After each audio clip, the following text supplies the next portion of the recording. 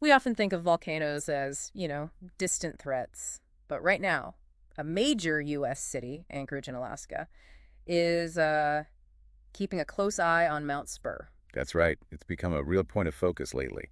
Why now, specifically? Well, there's been a noticeable uptick in seismic activity.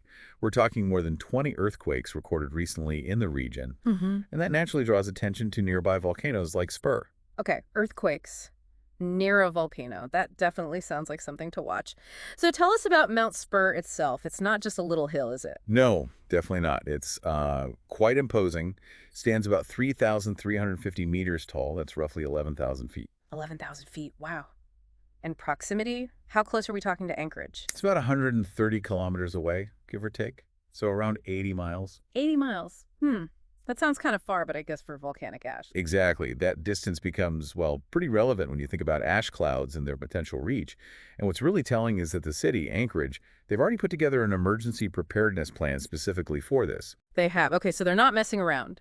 This isn't just scientists noticing something. The city's actively planning. Precisely. It shows a level of seriousness. They see the potential risk here. And this isn't just a sudden scare, right? I read that the Alaska Volcano Observatory, the AVO, they've been monitoring Spurr for a while. Yeah, for several months now, consistently. Yeah. This recent activity isn't happening in a vacuum. They have baseline data. So what does that monitoring actually look like? What are they measuring? It's a whole network, really. They use seismometers, obviously, Yeah. to track earthquakes, how many, how strong, where they are. That can show if magma's moving. Yeah. They also look for ground deformation, like swelling, monitor gas emissions, check for heat changes, stuff like that. Okay, so they have a pretty good picture of its normal behavior. Yeah, that's the idea. So they can spot deviations, changes that might signal something brewing. Which brings us to the really attention-grabbing part. Some scientists are apparently predicting it could erupt, maybe even in the coming months. How solid are predictions like that? Well, solid is maybe a strong word in volcanology. These predictions usually come from seeing an increase in that seismic activity we talked about, maybe different gases being released or the ground physically swelling. But predicting the exact time, that's still incredibly difficult. So it's more like seeing conditions are favorable for an eruption, rather than knowing when it'll happen. You got it. It's complex. Think of it like forecasting a big storm. You see the signs building, but pinpointing the exact moment and impact. That's tough. Okay, so for you listening, just to recap, we've got this big volcano, Mount Spurr, relatively close to Anchorage. There's been an increase in earthquakes. The city's got a plan. Scientists have been watching it for months. And there's some talk, some prediction of a potential eruption. But it's not like a red alert situation just yet.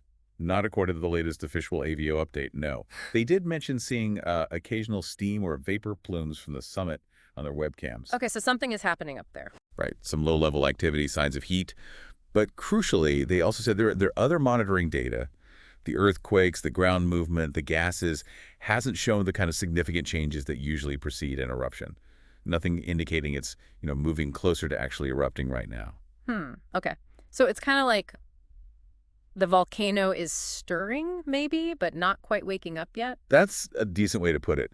There's unrest, but not necessarily escalation towards an imminent event based on the current data. But even with that slightly calmer update, the potential impact, if it did eventually erupt, that's still significant, right? What would happen? Oh, absolutely. An eruption could throw a really thick cloud of volcanic ash over Anchorage. We could be talking hours of ash fall. And this isn't just like dust, It's sharp, abrasive, volcanic glass and rock fragments. Nasty stuff. Bad for breathing, bad for engines, infrastructure. Definitely. Respiratory problems, damage to buildings, power lines, and then there's the travel impact. Right, the airports. I assume Anchorage International would have to shut down. Almost certainly. And likely Fairbanks, too, depending on the wind and the ash cloud size. Volcanic ash is incredibly dangerous for jet engines. It can melt and fuse inside them. So, yeah, major air traffic disruption. Wow, that would ripple out far beyond Alaska. For sure.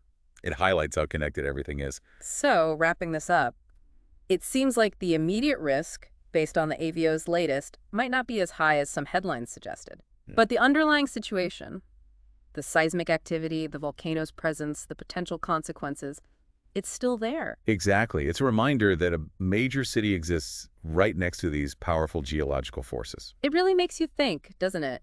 about, how prepared we are and just living on such a dynamic planet, something to consider as we watch how things develop with Mount Spur.